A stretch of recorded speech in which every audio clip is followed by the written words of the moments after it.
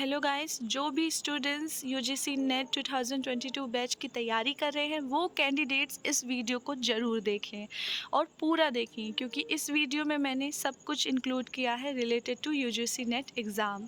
ठीक है, बात करते हैं अगर नोटिफिकेशन की, एक्सपेक्टेड डेट की, या qualification, eligibility criteria, selection protocols and cut off, इसमें everything have included related to UGC NET in this video. So शुरू करते हैं, जानते हैं कि क्या नोटिफिकेशन है यूजीसी नेट 2022 की और एक्सपेक्टेड डेट क्या है। सो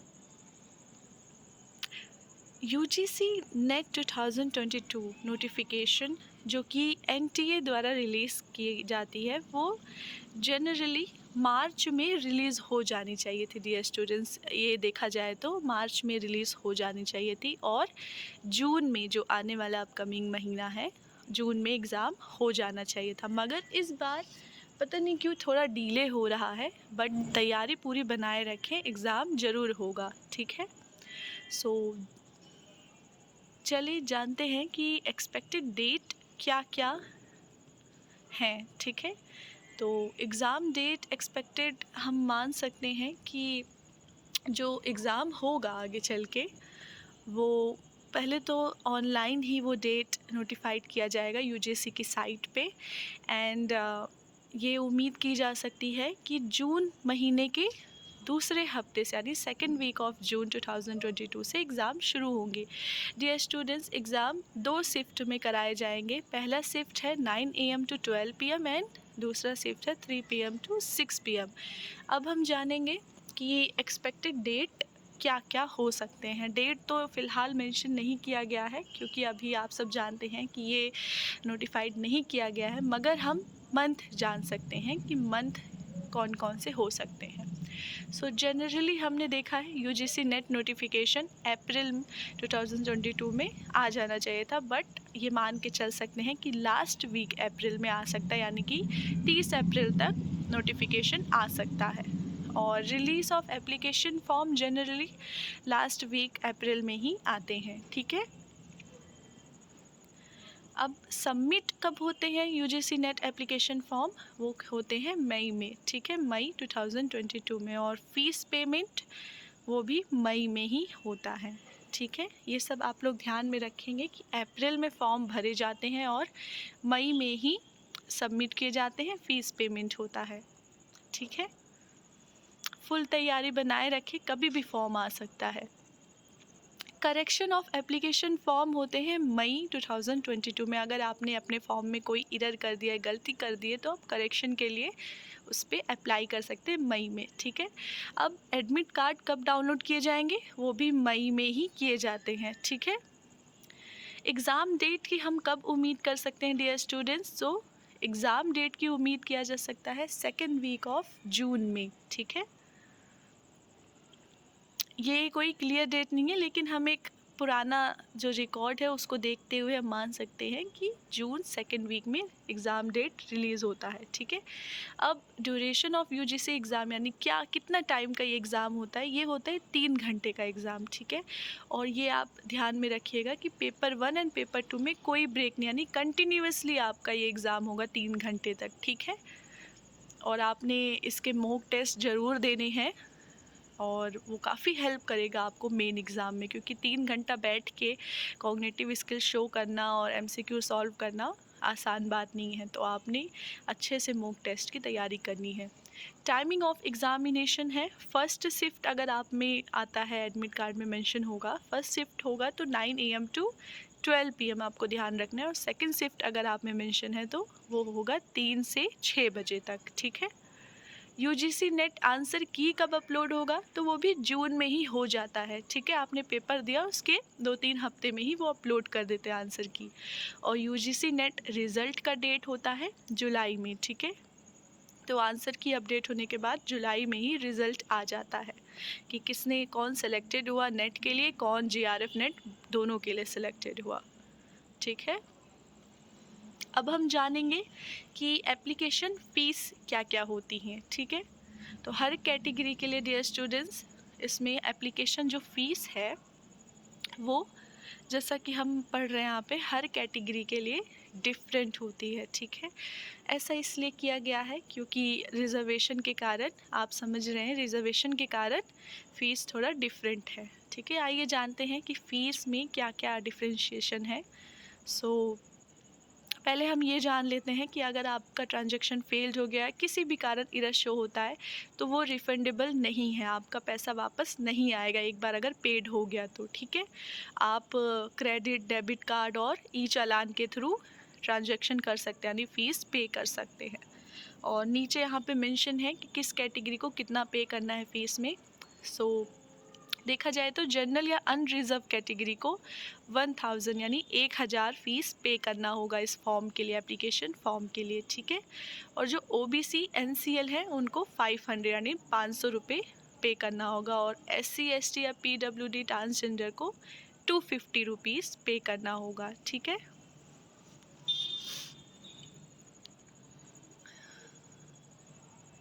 थोड़ा सा हम यहाँ एलिजिबिलिटी क्राइटेरिया जानेंगे नेट एग्ज़ाम का, डियर स्टूडेंट्स। ये काफ़ी इम्पॉर्टेंट है कि कैंडिडेट्स एलिजिबिलिटी क्राइटेरिया अच्छे से पढ़ें और समझें, ठीक है। अगर हम एजुकेशन क्वालिफ़िकेशन की बात करें, ठीक है, अगर हम एजुकेशन क्वालिफ़िकेशन की बात करें डियर स्टूडेंट्स, तो कैंडिडेट को मास्टर डिग्री तो होनी ही चाहिए, ठीक है। मास्टर डिग्री होनी चाहिए, या फिर ऐसा भी कह सकते हैं कि वो मास्टर डिग्री के सेमेस्टर में हो, या मतलब फर्स्ट सेमेस्टर, सेकंड सेमेस्टर, कोई भी सेमेस्टर हो, बट वो मास्टर डिग्री में हो। और कोई भी सब्जेक्ट हो सकता है, चाहे वो ह्यूमैनिटीज़ हो, सोशल साइंस हो, वेरियस सब्जेक्ट, डियर स्टूडेंट्स, किसी भी सब्जेक्ट से वो मास्टर करे। बट ये ज़रूरी है, या ये ध्यान रखें, जिस सब्जेक्ट से आपने मास्टर किया है उसी सब्जेक्ट से नेट के लिए अप्लाई करेंगे, और कोई दूसरे सब्जेक्ट से आप अप्लाई नहीं कर सकते, ठीक है। फॉर एग्ज़ाम्पल, आपने मास्टर में अगर हिस्ट्री लिया था तो आप नेट सिर्फ हिस्ट्री से क्वालिफाई करेंगे, और कोई सब्जेक्ट के लिए आप अप्लाई नहीं कर सकते। आपको ये ध्यान रखना है, मास्टर में एटलीस्ट आपका 55% या फिर 50% मार्क्स होने चाहिए, ठीक है। ये रिज़र्व कैटेगरी के लिए 50% मार्क्स है। अब हम जानेंगे UGC net age limit and relaxation, ठीक है। पहले हम GRF के लिए समझेंगे, फिर हम असिस्टेंट प्रोफेसर के लिए समझेंगे। GRF में डियर स्टूडेंट्स, आपकी एज, ठीक है, 31 ईयर्स से ज़्यादा नहीं होनी चाहिए, ठीक है। 31 ईयर्स से अगर आगे हुई तो आप नेट के लिए अनक्वालिफाइड आप GRF के लिए, नेट तो अनलिमिटेड है, आप GRF के लिए अनक्वालिफाइड माने जाएंगे। यहाँ पे एक और मिथ है, सब लोग सोचते हैं कि GRF सिर्फ 3 बार मतलब आप अटैम्प्ट कर सकते हो, उसके बाद नहीं, बट ऐसा नहीं है डियर स्टूडेंट्स। अगर आप एक 31 ईयर्स से अंदर में हैं, या फिर आप अगर कोई आपको रिलैक्सेशन है तो अच्छी बात है, अदरवाइज़ 31 ईयर्स के अंदर हैं तो आप GRF के लिए कितनी भी अटैम्प्ट दे सकते हैं, ठीक है। अब 5 साल का रिलैक्सेशन OBC NCL थोड़े रिज़र्व कैटेगरी को मिलेंगे। 3 साल का रिलैक्सेशन मिलेगा जो LLM की डिग्री लिए हैं, ठीक है। अब 5 साल का रिलैक्सेशन जो आर्मी में जो थोड़ा काम कर चुके हैं उनको 5 साल का रिलैक्सेशन मिलेगा, कि वो 5 साल मतलब 31 एज से प्लस 5 ईयर एक्स्ट्रा वो अप्लाई कर सकते हैं, ठीक है, GRF के लिए। अब हम ये जानेंगे कि कोई भी कैटेगरी का व्यक्ति हो, 5 साल से ज़्यादा रिलैक्सेशन उन्हें नहीं दिया जाएगा, ठीक है। ये तो हुई GRF की बात। असिस्टेंट प्रोफेसर में हम देखें तो यहाँ पे असिस्टेंट प्रोफेसर की बात करें तो यहाँ पे नो अपर एज लिमिट है, यानी यहाँ पे कोई एज लिमिट नहीं है, आप किसी भी उम्र में असिस्टेंट प्रोफेसर के लिए अप्लाई कर सकते हैं, बट GRF में है, ठीक है। एग्ज़ाम पैटर्न की बात करें डियर स्टूडेंट्स, जैसा कि आप सब जानते हैं कि एग्ज़ाम जो है वो CBT बेस्ड है, यानी एग्ज़ाम जो है वो कंप्यूटर बेस्ड टेस्ट है, ठीक है। और कोई ऑप्शन नहीं है, कंप्यूटर से ही आपको वो टेस्ट देना पड़ेगा। और जो टेस्ट है वो 2 पेपर उसमें इंक्लूड होंगे, ठीक है। 2 पेपर होंगे, पेपर 1 एंड पेपर 2। और जो पेपर होगा वो ऑब्जेक्टिव टाइप, यानी कि मल्टीपल चॉइस क्वेश्चन होंगे डियर स्टूडेंट्स, MCQ, ठीक है। थोड़ा सा हम डीप में जानेंगे, और इस पेपर में कोई ब्रेक नहीं होगा कि आप सोच रहे हो पेपर 1 हो गया फिर उसके बाद 1 घंटे या 1 दिन का ब्रेक मिलेगा फिर अगला पेपर नेक्स्ट डे, नहीं, ये कंटिन्यूअस पेपर होगा, ये 3 घंटे का, ठीक है। पेपर 1 की बात करें, इसमें 50 क्वेश्चन होंगे, ठीक है, और 100 मार्क्स के, यानी कि एक क्वेश्चन सही होने पे आपको 2 मार्क्स मिलेंगे, ठीक है, 2 मार्क्स मिलेंगे। और पेपर 2 में 100 क्वेश्चन होंगे, ठीक है, जो कि 200 मार्क्स के होंगे, यानी 200 मार्क्स के होंगे, और ये 3 घंटे का पेपर होगा जो कि कंटिन्यूअसली होगा, ठीक है। आपको ये बात ध्यान रखना है, कोई ब्रेक नहीं मिलेगा बीच में, आपको कंटिन्यूअसली 3 घंटे का पेपर देना है। मॉक टेस्ट या फिर आपको अच्छे से तैयारी करनी है, ठीक है। और ये बात ध्यान रखें, सही होने पे आपको 2 मार्क्स मिलेंगे, बट गलत होने पे यहाँ पे कोई नेगेटिव मार्किंग नहीं है। आपको सारे क्वेश्चन अटैम्प्ट करने हैं डियर स्टूडेंट्स। पेपर डिटेल्स की बात करें तो एग्ज़ाम मोड, जैसा कि मैंने पहले बताया कि CBT मोड है, ठीक है, यानी कंप्यूटर बेस्ड होगा, ठीक है। और नंबर ऑफ़ पेपर्स हैं, 2 पेपर होंगे, पेपर 1 एंड पेपर 2। थोड़ा सा जानेंगे हम कि जो पेपर 1 है डियर स्टूडेंट्स, वो जनरल पेपर है, यानी सबका सेम होगा जो पेपर 1 होगा, जो कि है टीचिंग एंड रिसर्च एप्टीट्यूड, ठीक है। और ये जनरल पेपर है डियर स्टूडेंट्स, यानी कॉमन पेपर है, ये सभी पहला पेपर यही टॉपिक होंगे। और पेपर 2 जो है, पेपर सेकंड जो है, वो सब्जेक्टिव पेपर है, ठीक है, यानी आपने जो सब्जेक्ट सेलेक्ट किया है मास्टर में, नेट में, वही आपका सेकंड पेपर होगा। नंबर ऑफ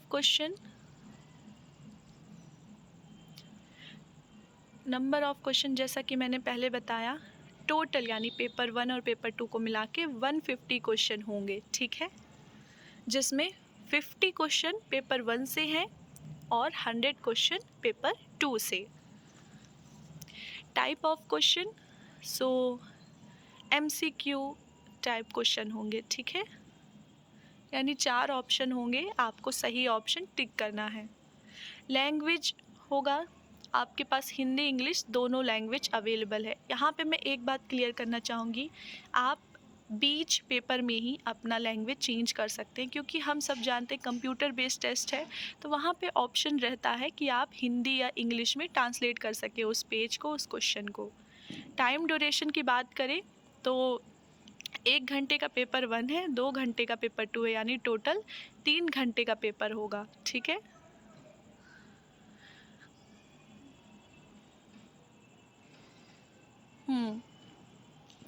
टोटल मार्क्स की बात करें, ये कंटिन्यूअसली होगा 3 घंटे का पेपर, ठीक है, यह आपको याद रखना है, मैं बार बार ये रिपीट करूँगी, ये कंटिन्यूअस पेपर है ये। टोटल मार्क्स पेपर 1 में आपको 100 मार्क्स मिलेंगे एंड पेपर 2 में 200 मार्क्स, यानी कि एक क्वेश्चन पे 2 मार्क्स मिलेंगे आपको। मार्किंग स्कीम जैसा कि मैंने बताया था, 2 मार्क्स सही होने पे मिलेंगे और कोई नेगेटिव मार्किंग नहीं है, ठीक है, यानी आप गलत भी करते तो आपके सही मार्क्स से वो नंबर नहीं कटेंगे, कोई भी पर्सन नहीं कटेगा।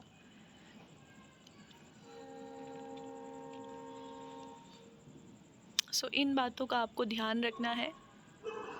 मैं आशा करती हूँ कि आप सब अच्छी तैयारी से अपना एग्ज़ाम की तैयारी कर रहे होंगे, अच्छी मेहनत से, लगन से नेट के लिए पढ़ रहे होंगे। और UGC नेट कट ऑफ की बात करें तो ऑनलाइन वेबसाइट पे ये अपना मेरिट लिस्ट शो करते हैं, ठीक है। और अगर लास्ट ईयर ट्रेंड्स की बात करें कि लास्ट ईयर में क्या कट ऑफ थे, तो उसकी बात करें तो एक जनरली मैं एक आइडिया आपको दे रही हूँ कि जनरल कैंडिडेट्स को पेपर 1 एंड पेपर 2 में एटलीस्ट 40% कवर करना है, ठीक है, ये एक्सपेक्टेड कट ऑफ है, ठीक है, कि आपको पेपर 1 में भी एटलीस्ट 40% लाना है, पेपर 2 में भी 40%, ठीक है। OBC NCL PWD ST SC candidates को थोड़ा सा रिलीफ है यहाँ पे, 35% बोथ पेपर में, ठीक है, अलग अलग, यानी पेपर 1 में भी पेपर 2 में भी इनको 35% एटलीस्ट कवर करने हैं, तब जाके इनका कट ऑफ निकल सकता है। थोड़ा सा हम यहाँ जानेंगे सिलेक्शन प्रोसीजर के बारे में, ठीक है। तो सिलेक्शन प्रोसीजर यहाँ पे बहुत बच्चों को मिथ है कि आगे हम ये मिथ सॉल्व करेंगे। पहले हम जानेंगे कि सिलेक्शन प्रोसीजर क्या है। सो जैसा कि आप देख पा रहे हैं कि जो मेरिट लिस्ट है वो ऑनलाइन शो होगी, subject wise and category wise यहाँ पे सिलेक्शन होगा। और जो टॉप 6 बच्चे हैं, ठीक है, टोटल जितने लोगों ने अप्लाई किया है उसमें जो टॉप 6 होंगे, यानी अगर टॉप 6 जो होंगे वही जीआरएफ एंड नेट के लिए क्वालिफाइड माने जाएंगे, ठीक है। टॉप 6 बच्चे ही जीआरएफ एंड नेट बोथ के लिए क्वालिफाइड माने जाएंगे। डियर स्टूडेंट्स, लोगों को ये मिथ रहता है कि हम पास कर लिए एग्ज़ाम तो हम सेलेक्ट हो गए। ऐसे नहीं होता है, ठीक है। अगर आप पास भी हो गए लेकिन आप टॉप लिस्ट में नहीं है, टॉप 6% में नहीं है डियर स्टूडेंट्स, तो आप नेट या जीआरएफ नहीं क्वालिफाइड किए हैं, ठीक है। देखिए, एक एग्ज़ाम्पल से समझेंगे। मान लीजिए कि 10 बच्चों ने पास किए हैं एग्ज़ाम, ठीक है। 10 बच्चों ने एक अप्रॉक्स एक आइडिया, एक छोटे से एग्ज़ाम्पल के साथ मैं बताना चाहूँगी। मान लीजिए 10 बच्चों ने एग्ज़ाम पास किया है, ठीक है। बट इसमें से जो टॉप 6 है, मतलब कि 1 2 3 4 5 6 जो कैंडिडेट्स हैं, सिर्फ वही नेट के लिए और जीआरएफ के लिए क्वालिफाइड हैं, ठीक है। बाकी के जो 7 8 9 10 जो कैंडिडेट्स हैं वो सिर्फ नेट क्वालिफाइड माने जाएंगे, यानी टॉप 6 बच्चे जीआरएफ प्लस नेट क्वालिफाइड माने जाएंगे, और जो बाकी के जो 7 8 9 बच्चे हैं वो नेट क्वालिफाइड, यानी वो सिर्फ असिस्टेंट प्रोफेसर के लिए अप्लाई कर सकते, वो फेलोशिप के लिए नहीं कर सकते। सो ऐसे आप समझिएगा, सिर्फ पास होना ज़रूरी नहीं है। आपको टॉप 6, अगर आपको फेलोशिप चाहिए तो आपको टॉप 6 में आना पड़ेगा। अगर आपको सिर्फ नेट वाला सर्टिफिकेट चाहिए असिस्टेंट प्रोफेसर के लिए तो आपको टॉप 15 में आना पड़ेगा डियर स्टूडेंट्स, ठीक है। ये चीज़ आपको ध्यान में रखना है। देखिए नीचे लिखा हुआ है कि टॉप 15 बच्चे ही असिस्टेंट प्रोफेसर पोजीशन के लिए अप्लाई कर सकते हैं, ठीक है। आई होप ये आपको क्लियर हो गया होगा कि सिर्फ पासिंग मार्क्स लाना ज़रूरी नहीं है, आपको टॉप लिस्ट में आना ज़रूरी है।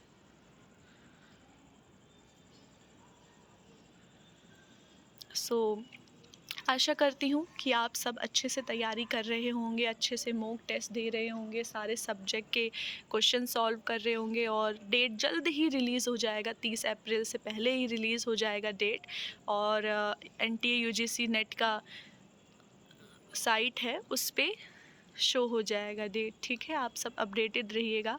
और एक मिथ मैं क्लियर करना चाहूँगी कि लोगों को लगता है कि जीआरएफ जो है वो उसके लिए अटेम्प्ट लिमिट है, यानी बहुत से मिथ हैं कि 3 लिमिट ही है, आप 3 बार ही जीआरएफ अप्लाई कर सकते हैं। ऐसा नहीं है डियर स्टूडेंट्स। आप अगर रिलैक्सेशन में है तो 5 साल एटलीस्ट, और लेकिन रिलैक्सेशन में नहीं है तो आप 31 ईयर्स तक जीआरएफ के लिए अप्लाई कर सकते हैं, ठीक है। कितनी बार भी चाहें अप्लाई कर सकते हैं जीआरएफ के लिए कि आप जीआरएफ एग्ज़ाम देना चाह रहे हैं, ठीक है। सो बिल्कुल इस मिथ में ना रहें कि आपके पास अटेम्प्ट लिमिट होंगे कि आप 3 या 2 या 4 5 6 ऐसे ही अप्लाई कर सकते हैं, ऐसा नहीं है। तो जीआरएफ के लिए आप 31 ईयर्स तक अटेम्प्ट दे सकते हैं। अगर रिलैक्सेशन है तो बाकी के ईयर्स और नेट के लिए अनलिमिटेड चांस है आपके पास, यानी कि कोई एज लिमिट नहीं है, आप किसी भी उम्र में नेट के लिए अप्लाई कर सकते हैं, ठीक है। सो जो एप्लीकेशन फॉर्म है डियर स्टूडेंट्स, वहाँ पे ये मेंशन होता है कि जो एप्लीकेशन फॉर्म है डियर स्टूडेंट्स, वहाँ पे ये मेंशन होता है कि आप जीआरएफ एंड नेट के लिए अप्लाई कर रहे हैं, और वहाँ पे आपको टिक करना है कि आप दोनों के लिए अप्लाई कर रहे हैं, ठीक है। और उसी के नीचे का ऑप्शन होता है कि आप सिर्फ नेट ओनली के लिए अप्लाई कर रहे हैं, ठीक है, कि सिर्फ नेट के लिए अप्लाई कर रहे हैं, तो वहाँ पे आप क्रॉस कर दीजिएगा, क्योंकि अगर आप एलिजिबल हैं तो आपने नेट प्लस जीआरएफ दोनों के लिए अप्लाई करना है, ठीक है। एलिजिबिलिटी देखते हुए आपने दोनों के लिए अप्लाई करना है, ठीक है। सो इस चीज़ को ध्यान रखिएगा।